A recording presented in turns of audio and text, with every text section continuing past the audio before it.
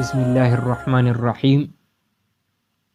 دا حدیث چې کوم دی دا د عمر بن الخطاب رضی الله عنه نه منقول دی چې قال بینما نحن عند رسول الله صلی الله علیه وسلم ذات یوم، په دې دوران کې چې مونږ رسول الله صلی الله علیه و آله وسلم سره یو ورځ وو، اذ طلع علینا، کله چې راغی یو کس مونږ له، رجل شدید بیاض الثياب، یو انسان یو سړی چې سپینې کپړې وي، انتهایی سپینې کپړې وي، شدید بیاض الثياب، انتهایی سپینې کپړې، شدید سواد الشعر، او ډیر زیات تور ویښته وو، لا یرا علیه اثر السفر، په هغه باندې د سفر آثار چې کوم دی هغه نه ښکارېدل، ولا يعرفه منا احد، او مونږه کې چا پیژندوم نه، حتی جلس الى النبي صلی الله علیه وسلم، تر دې پورې چې هغه نبی صلی الله علیه و آله وسلم سره کیناستو.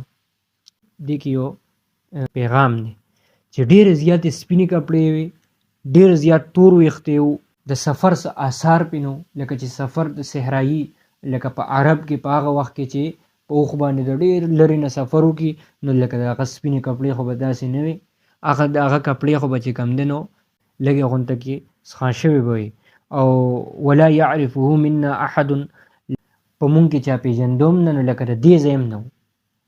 حتی جلس الى النبي صلی الله علیه وسلم، تر دې پورې چې هغه کېناست نبي صلی الله علیه و آله وسلم سره، فاسند رکبتیه الى رکبتیه، دواړه ګوټنې چې کوم دي هغې نبي صلی الله علیه و آله وسلم خوا کې کېښودې، د نبي صلی الله علیه وسلم ګوټنې چې کوم دي هغې سره خوا کې کېښودې، ووضع کفیه علی فخذیه، او په خپلو پتنونو باندې چې کوم دی نو هغې باندې دغه لاس کېښودل، وقال، او ویې فرمایل، یا محمد، اے محمد، اخبرنی عن الاسلام، ما تر اسلام باره کې خبر راکې.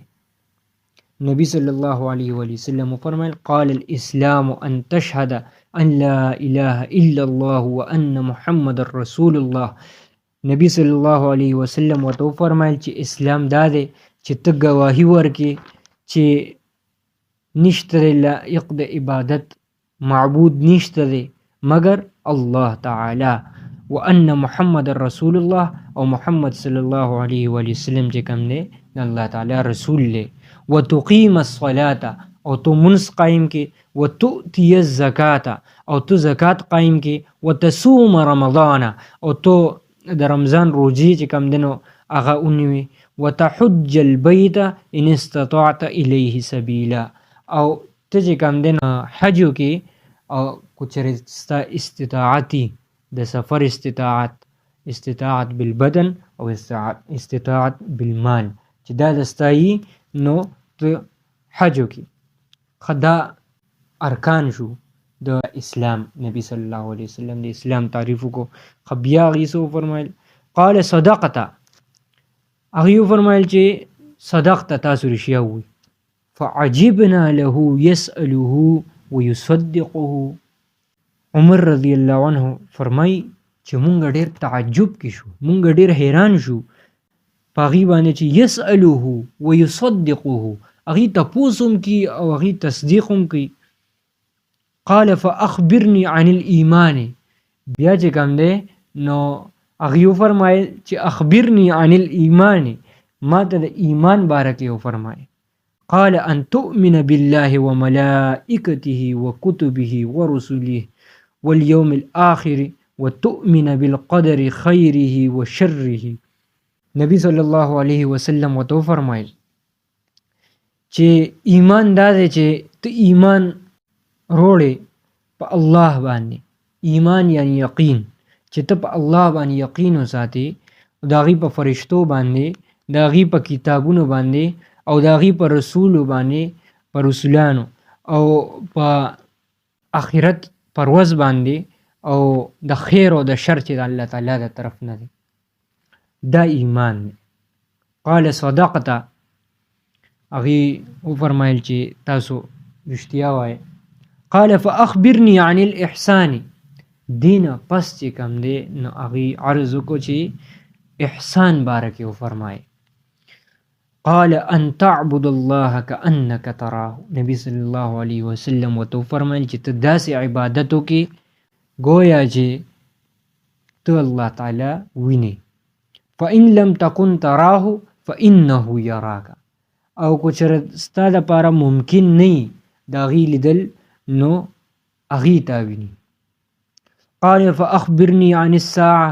بیا هغې عرض وکړو چې د قیامت باره کې ما ته وفرمایه خبر راکې. قال ما المسؤول عنها بأعلم من السائل. چې د چا نه تپوس شوی دی هغې ته زیات پته نشته د سائل د سوال کولو والا نه. قال فأخبرني عن أماراتها. ما ته د هغې علامات ووایه. قال أن تلد الأمة ربتها وأن ترى الحفاة العراة العالة رعاء الشاة يتطاولون في البنيان. نو د هغې علامات ورته نبي صلی الله علیه وسلم وفرمایل چې غلامه چې کوم ده غلامه هغه خپل ملکن چې کوم دی هغه پیدا کړي. لکه لور به چې کوم دی هغه به مور ته چلونه ښیي او هغې باندې به حکم چلی چې داسې کار وکړه او داسې کار مه کوه او مور به هم هغې سره مشوره کوي خپلې لور سره. وأن ترى الحفاة العراة العالة. او چې ته خیل بخپې او بربن فقیران چې کم دي رعاء الشاء او ګړې بیزې سرولو والا چې کم دي یتطاولون فی البنیان هغې به چې کم دی په لویو لویو بلډینګونو کې به یو بل سره مقابله کوي. دا ټولې علامات چې کم دي دا اوس رښتیا شوي دي چې د دنیا کې د ټولو نه غټ دغه بلډینګ کم یو دی برج خلیفه او هغه د عربو دی او دا هغه خلک دي چې بربن خپې بربن بدن او ګډې ویزې به سرولې. او نبی صلی الله علیه وسلم هغه وخت کې 1400 سال مخکې دا فرمایلی و. 1400 سال نه اوس زیات شوي دي. نو دی به چې کوم دی یتطاولون فی البنیان هغې به یو بل سره مقابله کوي په غټو غټو بلډینګونو کې. قال ثم انطلق فلبثت مليا. نو هغې عمر رضی الله عنه فرمایي چې هغې بیا لړل هغه سړی لړو فلبثت مليا. نو مونږه حیران زه چې کوم دی عمر رضی الله عنه فرمایي چې زه ډېر زیات حیران پاتې شوم چې دا لا څنګه چلو. هغې هم تپوس کوي او هم چې کوم دی نو تصدیق کوي چې یا تاسو رښتیا ووایي. ثم قال لي. نبی صلی الله علیه وآله وسلم ما ته وفرمایل یا عمر اتدری من السائل. اے عمر کیا تو جانتا ہے کہ سائل کون تھا سوال پوچھنے والا کون تھا. قلت الله ورسوله اعلم. ما عرض وکړه چې یا رسول الله صلی الله علیه وسلم الله او د هغې رسول صلی الله علیه وآله وسلم ته زیات پته ده. قال فإنه جبرائیل. نبی صلی الله علیه وسلم فرمایي چې دا جبرائیل علیه السلام هو. اتاکم یعلمکم دینکم. دی راغلیو تاسو ته د ستاسو دین وښو.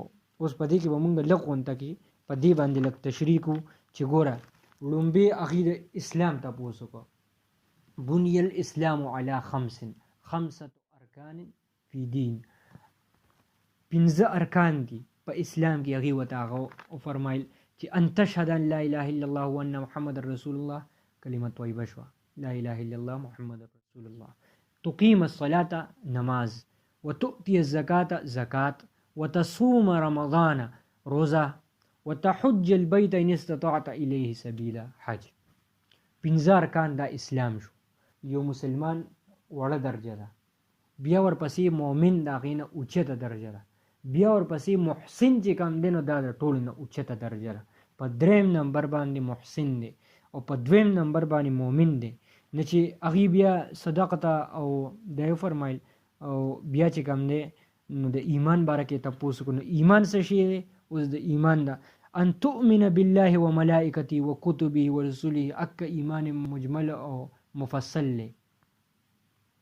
والیوم الاخر وتؤمن بالقدر خیره وشره. هغه چې کوم دی والقدر خیره وشره من الله تعالی. دا د یو مؤمن چې ځان ته وایي که نه نو هغه کې به دا صفات ښه چې هغه به پوخ یقیني په دې هر څه باندې. بیا چې کوم دی نو لکه دا وشو نو بیا د احسان درجه او دا چې کوم دی دا درجه چې کوم دی دا ډیرو کمو خلکو ته ملاویږي. دې درجې دپاره به مونږ منډه وهو. ان تعبد الله کأنک تراه، چې ته د الله تعالی داسې عبادت وکړې چې گویا چې ته الله تعالی مخامخ ویني. اوس خالق خو د مخلوق په تصور کې نشي راتلی. الله تعالی دومره حسین او جمیل ذات دی، الله تعالی داسې یو ذات دی چې هغه زمونږ په تصور کې، په وهم او خیال کې نشي راتلی. نو دا نبی صلی الله علیه وسلم دا ولې فرمایي ان تعبد الله کأنک تراه، کأنک گویا چې.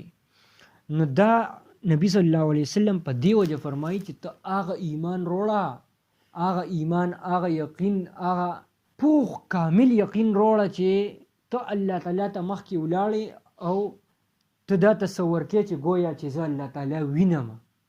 لکه چې الله تعالی دا کېدل دومره ثابت شوی خبره ده چې گویا چې بس زه دا د مخامخ وینم، ما ته مخامخ دی. دا چې کم دی نو دا د احسان درجه ده. او دا درجه چې کم ده، دا درجه چې کم ده سابقون الاولون چې کم دی هغه دې درجې والی. نو که ته چېرې دغه شان یقین نشي کولی نو بیا داسې یقین کم از کم وکړه. او دام د احسان درجه ده. او د احسان معنی ده نیکي کول، او دا د ایمان نه بیا اوچته درجه ده. او بیا چې کم دی د هغې نه پس د هغې علاماتو، نو دغه علاماتو ته چې مونږ سوچ وکړو نو حیران او پریشان نن انسان پاتې شي چې نن نه 1400 سال مخکې نبی صلی الله علیه و وسلم زما د زمانې پریډکشن کوي او هغه بالکل صحیح په صحیح دی چې ننګې پیر ننګې بدن فقیر بکریا چرانے والے یتطاولون فی البنیان، په غټو غټو بلډینګونو کې، په اوږد اوږد بلډینګونو کې یو بل سره مقابله کوي. او نن سعودي چې کم دی نو هغې فیصله کړې ده چې د برج خلیفه نه چې هغه په دنیا کې د ټولو نه اوچت بلډینګ دی او هغه هم د عرب امارات دی.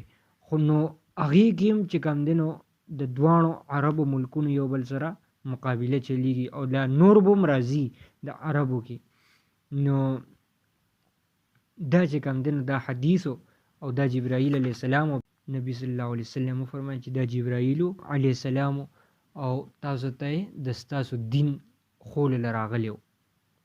نو دا درې واړه درجې چې کم دي، دا درې واړه یقینونه چې کم دي، په دې باندې مونږ له غونډه کې تفکر وکړو، سوچ پې وکړو چې دا درجه کومه یوه ده، دا درجه کومه یوه ده، دا درجه کومه یوه ده. او په دې کې به مونږ حاصلو کومه درجه، مونږ به احسان والا درجه حاصلول غواړو.